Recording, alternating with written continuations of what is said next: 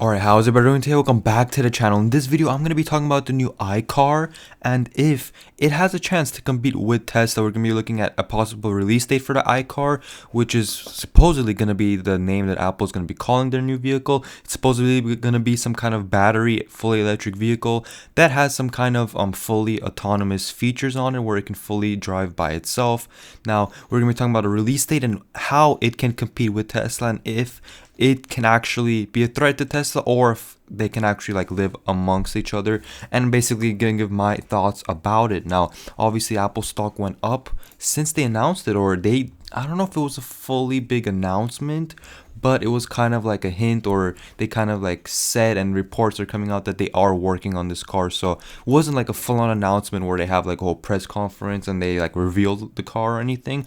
They just said that they're continuing working on it and they have a release date. So since then, Apple stock has been up a few percent yesterday and it's already up like 3% today, while Tesla has been down quite a bit. Now, I don't know if it's down because of the car, but I guess it's safe to say that Tesla's dipping, and I think it just needs a reason to dip now as Tesla's ran up so much just in the last month alone. So that is that. Now, if you guys haven't already, before we jump into the rest of the video, if you haven't already, make sure to sign up for Webull. I'm gonna have a link down in my description. All you guys have to do is deposit $100, open up a brokerage. It literally takes just a few minutes. I'll have a link down below, and you guys will get 4 free stocks, and 2 of them can be worth up to $8 or up to $1,600. So it's a great return on your money right off the bat. So if you haven't already, definitely make sure to sign up for Webull. Now, if you haven't already, definitely also make sure to subscribe to this channel. So I'm trying to hit 600 subscribers by the end of the year. I think we're like basically almost there. So if you haven't already, make sure to subscribe. Basically, right, Apple did report that they will be coming out, and I believe the date is by 2024. So they want to make up like a fully production vehicle, passenger vehicle nonetheless. So at least one passenger in it, as well as a full self-driving system. And supposedly they're gonna have breakthrough battery technology. Now, the release date, right, is 2024. Now, basically, if you guys didn't know, the iCar, which was the name, was supposed to actually like release somewhat back in 2015. They announced they're working on some kind of Apple Car project. Like, if I believe if you just search Apple Car, it'll like completely come up. Right here it says start date was 2014. They actually tried to do this, but I believe what happened was they just ran up to like too many complications and they failed, and they were supposed to finish like even this year. They said 2020 will be done. It was codenamed Titan, I guess, as their project, but I guess it just never happened. And I think what happened was they fired a lot of employees. But once again, they're now going on another project, and I guess they will be finishing. I guess they're more confident this time that by 2024 they will have it done. Somewhat of a passenger vehicle with like fully autonomous, like fully autopilot, like fully there set up, and having zero like emissions, nothing, fully electric, and supposedly full batteries. Like, it's not gonna be hydrogen, it's gonna be like full electric batteries, just like how Tesla is. Right now, we have obviously what's going to be happening. What's in 4 years time, what is the future of Tesla going to look like? We know that back in September 24, they did say that by 2023 they would release a 25,000 passenger vehicle for Tesla, basically, which is pretty crazy, right? Because a $25,000 car, especially with any like subsidies, so probably gonna get a few thousand off just by like those tax incentives, that's already much cheaper. If you factor in no paying for gas or oil changes and stuff like that, that's already way cheaper than any Toyota out there in the market, right? And not this, like, nonetheless, that these Teslas actually run a lot longer, if not the same, if not even longer than one of the best Japanese cars out there. So that's going to be already a crazy breakthrough for Tesla in 2023. Even if they're late 2024, it would hypothetically release, if Apple's on time, if Tesla's on time, they would probably release within the same 6 months, the 10-12 month span, right? These two cars. So that's going to be pretty interesting there. Now, if we look at like the actual Apple cars, we don't know anything about them. All we know is that it's literally going to be a full self-driving car. We don't know if it's going to have a steering wheel. Like Tesla, many times have said they want to make a car with no steering wheel that's like plain taxi, where it just drives automatically. Now, the one thing is, right, they said here they're going to make a full self-driving system.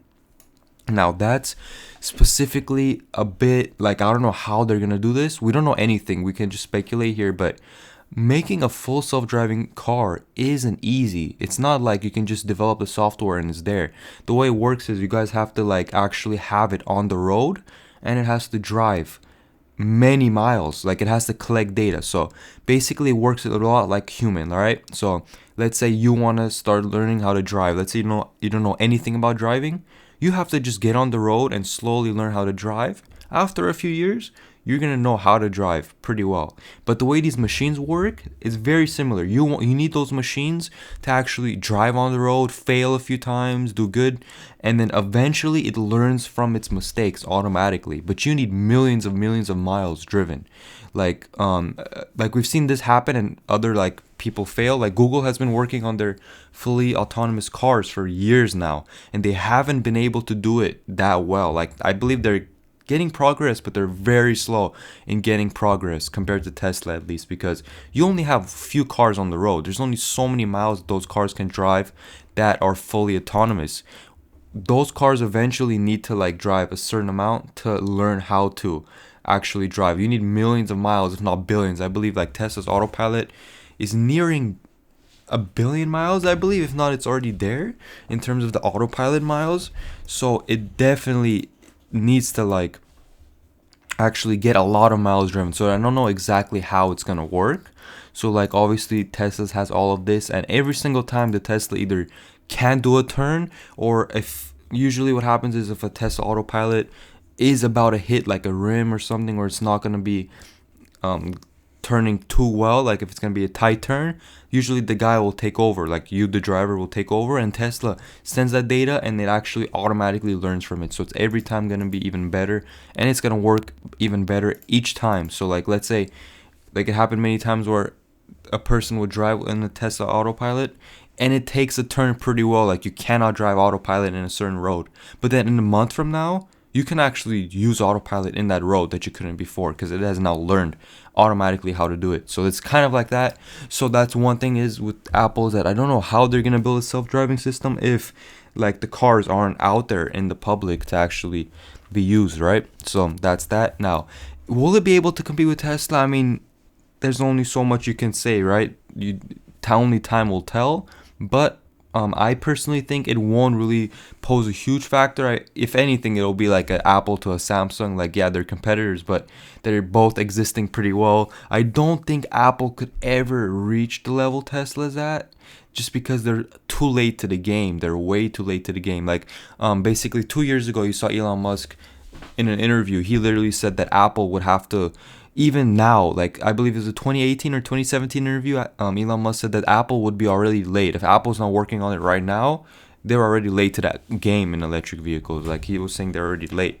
So 2 years later, now they're announcing a project 4 years down the road. I mean, now it's 3 years, right? It's almost 2021. That's already like a bit late, especially if Elon Musk's point of view, that's already pretty late to get in the game. But I mean, it's better late than never. Apple obviously has one of the best software in the world. If not, literally, Apple has probably one of the best refined software in the world. And most of these cars, what are they? They're battery and software. That's it. So if they can nail the software part of it down and make it like really easy to use and put their own spin to it, I mean, it could definitely be pretty interesting. We just don't know much if it like even if it has a steering wheel. Like, will this only be like a taxi car? We don't know yet. So I don't think it'll I think it'll be a very niche product, but you just never know. I guess time will tell. I don't think it will pose a massive threat though to Tesla, that's for sure. And I think the price that's going, the reason the stock is going down, I believe, is one, it just ran way too much. Like Tesla, like my last video, I talked about Tesla in 5 years. I said in 2 years time, if Tesla's still at $620, I wouldn't be surprised, or at 650 before, I wouldn't be surprised. If in 5 years Tesla's at 800, 700, I still wouldn't be too surprised, because the stock has just run up so much that it's factored in basically around 5 years of growth, right? So even in 5 years, if they continue growing, it's gonna be a little bit overvalued even then. So that's why I believe in 5 years, if they continue growing, the stock could be like at around 900, if not close to 1,000, but I believe at least 8 to 900 in 5 years time. Won't be too far-fetched to say, but either way, this last few days of movement is most likely probably because the Apple actually released their cars, and once the hype died down, because obviously they got into the S&P 500, and since they got into the S&P 500, it's been down quite a bit, which is kind of funny because I guess theoretically it would bring the S&P 500 down with it, since it does, I believe Tesla does make up a few percent of like the actual S&P, which is pretty interesting. So yep, basically that's it for this video. Thank you guys for watching, and I'll see you. Make sure to subscribe for this channel, and I'll see you on the next video.